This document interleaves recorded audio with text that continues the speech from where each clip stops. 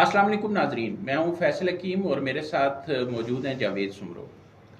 आज के जो वीलॉग है हम उसमें बात करेंगे बानी पीटीआई इमरान खान के हवाले से। गुज़िश्ता दिनों जो 190 मिलियन पाउंड केस है उन पर, उस हवाले से जो सुमात हुई उसमें कुछ उन्होंने अपनी बातें की, मीडिया से जो टॉक की, उस मौके पर वो मीडिया से नाराज़ भी नज़र आए और उन्होंने एक चैनल के हवाले से एक खदशे का इज़हार किया कि शायद उनके हवाले से जो रिपोर्टिंग की जा रही है वो गलत है।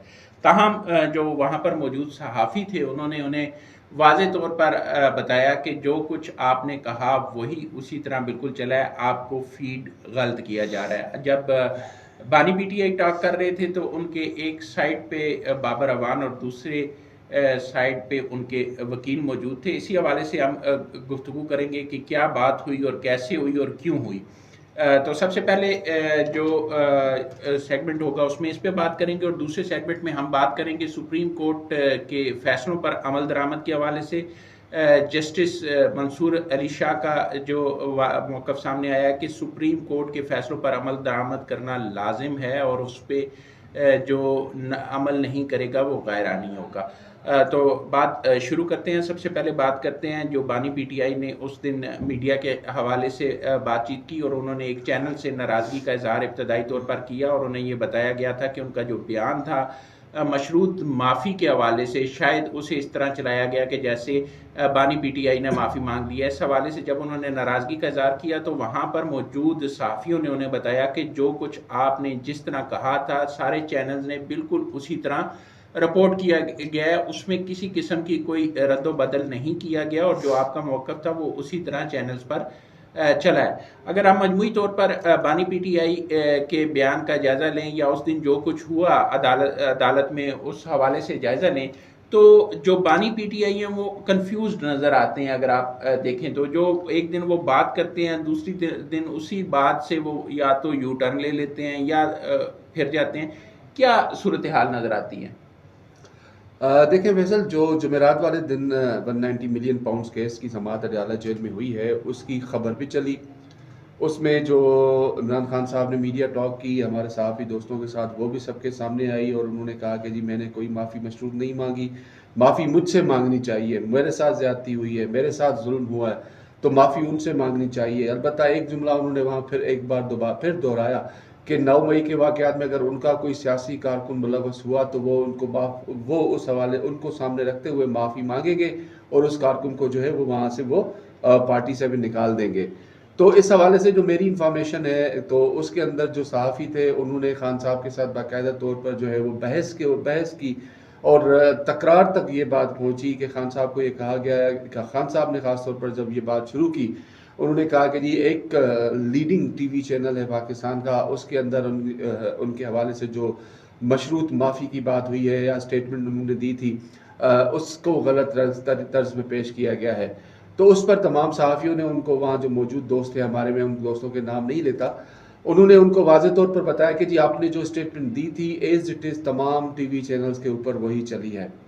और फिर उनसे ये सवालात जो किए गए थे ख़ास तौर पर बांग्लादेशी साबिक सदर और शेख मुजीबुर रहमान के हवाले से कि आपने उनको माजी में हीरो करार दिया था, तो उस पर उन्होंने फिर जवाब नहीं दिया। इस तरह से बहुत सी चीज़ें सामने आई उस मुलाकात में, लेकिन जो असल चीज़ थी वही गैर मशरूत माफ़ी वाली, वो गैर मशरूत माफ़ी वाले बयान से वो फिर वहाँ पे दूसरे दिन दूसरी समात में मुकर गए और उन्होंने कहा कि जी नहीं मैंने ऐसी कोई स्टेटमेंट नहीं दी। हाँ अलबत्ता कोई जो सीसीटीवी फुटेजेस सामने आती है या कोई सबूत या गवाह या इस हवाले से कोई डिजिटल किस्म की कोई जो चीज़ें सामने आती हैं तो उस पर मैं जो है वो माफ़ी मांगूंगा अपने कारकुनान की। लेकिन वहाँ पे जो अच्छी बात हुई है फैसल वो ये है कि हमारे जो सहाफ़ी दोस्त हैं उन्होंने उनको बताया कि पिंडी डिवीज़न के आपके पार्टी के एक ओहदेदार हैं, मैं नाम एहतियातन नहीं ले रहा, उन्होंने अपने जो है Facebook account, social media accounts पर वो तमाम चीज़ें देखी हैं। उसने किस तरह से जो है रियासती इदारों के अंदर जो है एक पेट्रोल बम कह लें या कुछ इस तरह से कुछ और चीज़ कह लें जो उन्होंने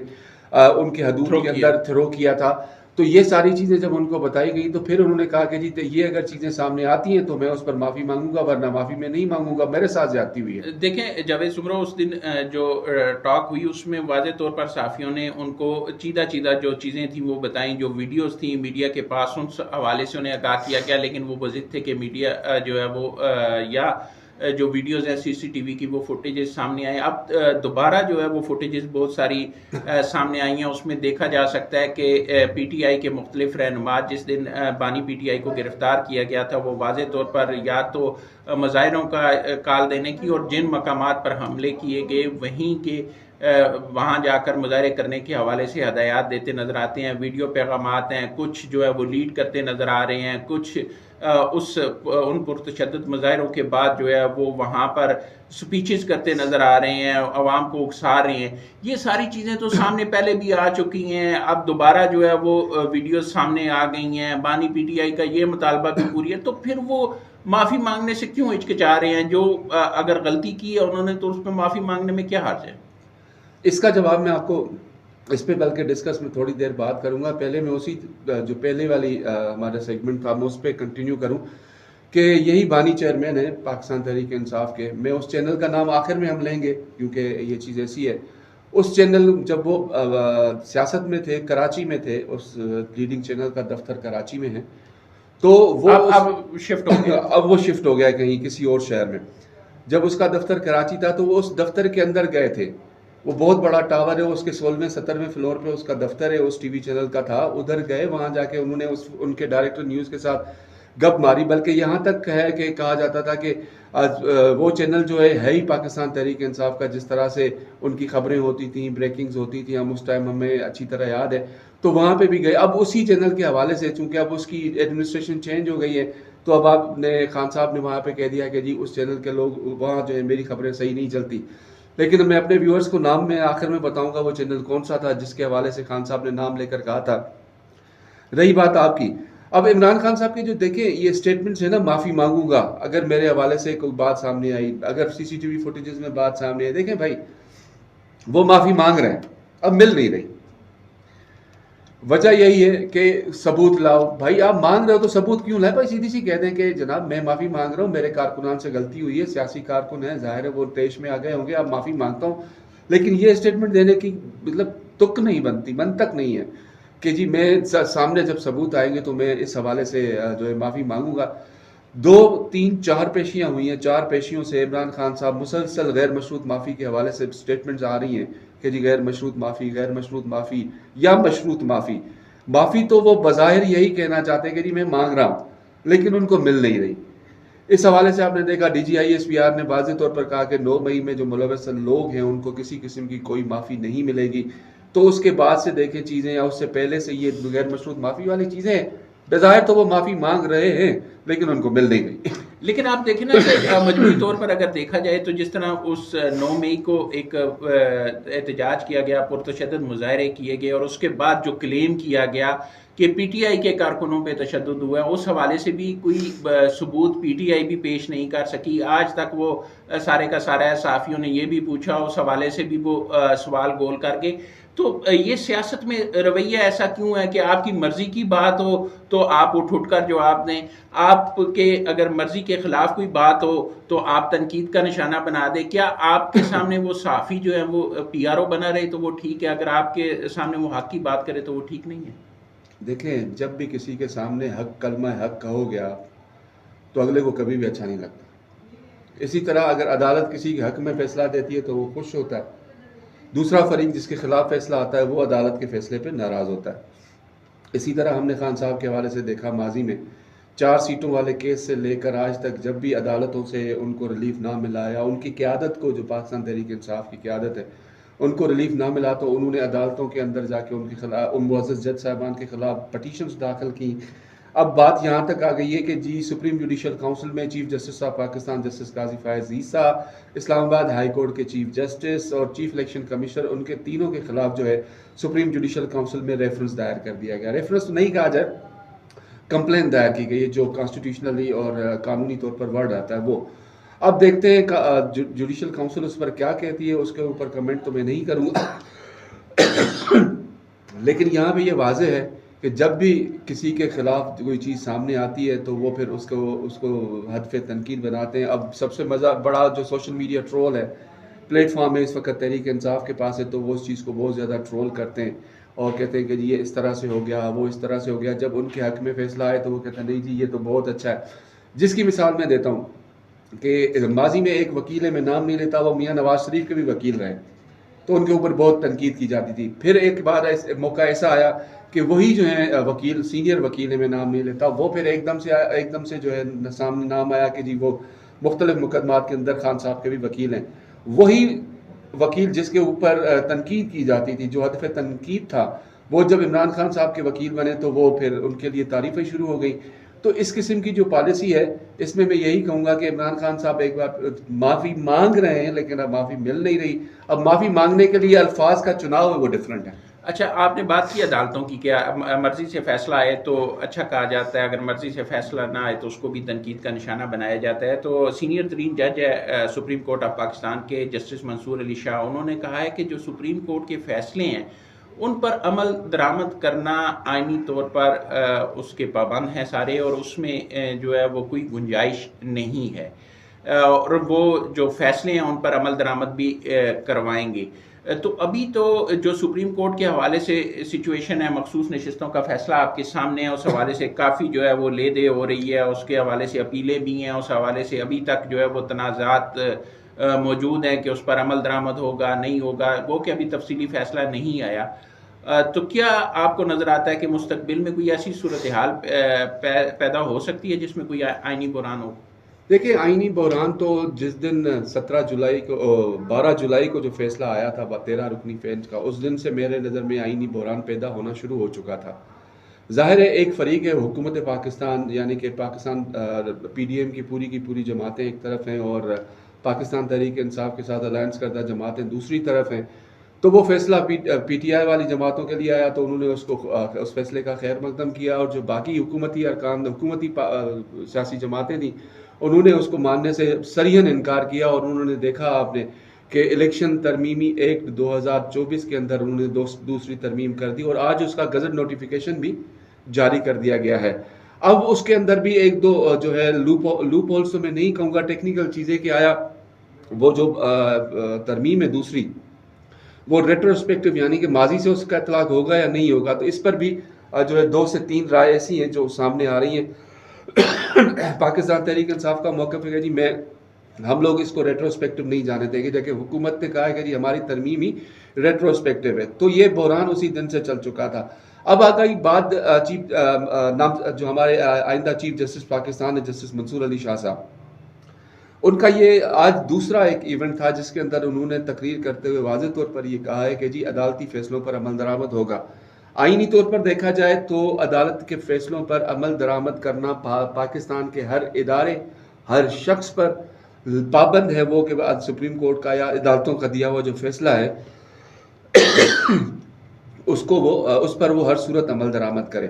تو اسی پیرائے میں انہوں نے یہ باتیں کہی ہیں. آج بھی ایک تقریب تھی اسلام آباد شہر کے اندر. اس کے علاوہ انہوں نے گزشتہ دنوں نیشنل بینک آف پاکستان کے جو ریٹائرڈ ملازمین کا کیس ہے اور کانٹیمپٹ کی اپیل تھی، اس کے اوپر انہوں نے ایک ججمنٹ جاری کی ہے، اس میں بھی انہوں نے یہی بات کی ہے. اس کے علاوہ 1-2 مقدمات تھے جس کے اندر سماعت کے دوران بھی انہوں نے اس طرح کے ریمارکس دیے کہ جی عدالتی فیصلے ان پر عمل کرنا ہوگا. لیکن یہ حقیقت ہے کہ عمل تو کرنا ہے. اب عمل کس طرح سے کرنا ہے، جو کرنے والے ہیں اس کو کس طرح سے آگے لے کے چلتے ہیں، کس طرح سے عمل کرتے ہیں، وہ وقت بتائے گا، یا وہ اس فریق کو پتا ہوتا ہے جی میں نے اس کو کس طرح سے کرنا ہے. تو یہ اس پہ میری کوئی دو رائے نہیں ہے. ایک ہی رائے ہے کہ جی عدالتی فیصلوں پر عمل درآمد ہونا چاہیے، چاہے وہ کیسا بھی ہو. لیکن جو فریق مخالف ہے، اس فریق مخالف کو بھی یہ حق ہے کہ اس فیصلے کو مانے یا نہ مانے، اس فیصلے کے خلاف ریویو میں چلا جائے، اس کے خلاف انٹرا کورٹ اپیل کر دے، یا اس کے خلاف جو ہے اپنا کوئی موقف عدالت کے سامنے پیش کرے کہ جی یہ نہیں ہو سکتا. اب الیکشن کمیشن کی بھی پٹیشن آ چکی ہوئی ہے، اور باقی چیزیں بھی ان تمام معاملات کے اندر سپریم کورٹ میں دائر ہیں. تو اگلا ہفتہ تھوڑا سا شاید ریلیکس ہو فیصل بھائی، وہ یوں کہ جو جسٹس منصور علی شاہ صاحب ہیں نیکسٹ ویک جو ہے وہ چیمبر ورک کریں گے. اور میں نے لاسٹ کے ویلاگ میں بھی کہا تھا کہ انشاءاللہ امید یہ ہے کہ نیکسٹ جو ہمارا 15 اگست کے بعد، مطلب 11 اگست سے 12 اگست سے جو ہمارا وہ ویک شروع ہو رہا ہے، اس کے کسی بھی دن جو ہے وہ ریزرو ججمنٹ نہیں، سوری، جو ڈیٹیل ججمنٹ تھی ریزرو سیٹس والے کیس کے اندر، وہ آ جائے گی تو اس کے بعد مزید چیزیں واضح ہو جائیں گی۔ ایک تھوڑی سی بات ہم کر لیتے ہیں، جو گزشتہ روز مسابقتی کمیشن آف پاکستان نے یونیلیور پر جرمانہ کیا ہے۔ پاکستان میں جو اشتہارات ہیں مختلف ملٹی نیشنل کمپنیوں کی طرف سے، اس حوالے سے یہ فیصلہ سامنے آیا، اور یونیلیور نے جو 6 کروڑ کا لائف جرمانہ، جی بالکل، لائف بوائے اور دیگر جو اس کی مصنوعات ہیں اس حوالے سے ایک کمپین چلائی تھی، جس میں یہ دعویٰ کیا جا رہا تھا کہ 10 سیکنڈ میں جو ہے وہ تمام جراثیم کا خاتمہ، 99.9% جراثیم کا خاتمہ، اور اس حوالے سے یہ کیس چلا ہے مسابقتی کمیشن آف پاکستان، جسے کمپٹیشن کمیشن آف پاکستان بھی کہتے ہیں، اور اس کیس میں ساری سماعت ہونے کے بعد 6 کروڑ روپے کا یونیلیور پہ جرمانہ کیا گیا، اور یہ کہا گیا ہے کہ دنیا کے دیگر ممالک میں بھی یہ کمپنی جو ہے وہ کام کر رہی ہے، لیکن وہاں اس طرح کے کوئی دعوے نہیں کیے جاتے۔ یہ سارے کے سارے جو غیر حقیقی دعوے ہیں، یہ پاکستان میں کیوں کیے جا رہے ہیں، اور انہی غیر حقیقی دعووں کی بنیاد پر 6 کروڑ روپے جرمانہ کیا گیا، اور سیکشن 10 ہے مسابقتی کمیشن آف پاکستان کی، جس کی یہ خلاف ورزی قرار دیا گیا، اور 30 دن کے اندر اس حوالے سے جامع رپورٹ بھی طلب کر لی گئی اب ہے۔ میں وہ نام بتاؤں گا جو چینل تھا جس کے حوالے سے عمران خان صاحب نے اڈیالہ جیل میں صحافیوں سے بات کی، جی وہ ناظرین وہ چینل ہے سما ٹی وی، اور اسی سما ٹی وی کے دفتر میں میں نے آپ کو بتایا کہ کراچی میں جب ان کا ہیڈ کوارٹر تھا، وہاں پہ ہم کا مین مرکزی نیوز روم تھا، تو وہ وہاں عمران خان صاحب اپنے ایک وقت میں ان کے پاس اوپر گئے تھے، لفٹ چڑھ کے ان کے ساتھ ملے، وہاں چائے پی تھی، ان کے ڈائریکٹر نیوز، ان کے اسٹاف کے ساتھ وہ ملے تھے۔ اب چونکہ وہاں پہ ایڈمنسٹریشن چینج ہو گئی، صورتحال تبدیل ہو گئی ہے، اور ظاہر ہے ہر ادارے کی اپنی ایک ایڈیٹوریل پالیسی ہوتی ہے، تو انہوں نے اپنی ایڈیٹوریل پالیسی چینج کر دی۔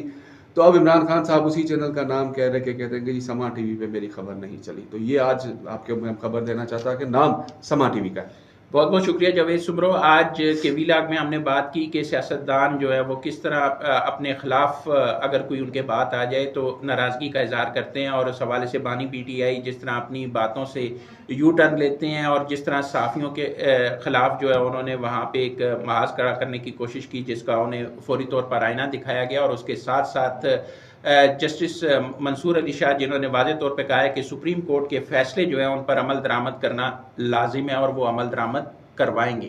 تیسرے ہم نے مختصراً جو بات کی وہ تھی جو یونیلیور پہ 6 کروڑ کا جرمانہ کیا گیا۔ اب تک کے لیے اتنا ہی، بہت جلد آپ کے پاس ایک نئے ویلاگ کے ساتھ حاضر ہوں گے، تب تک کے لیے اللہ حافظ۔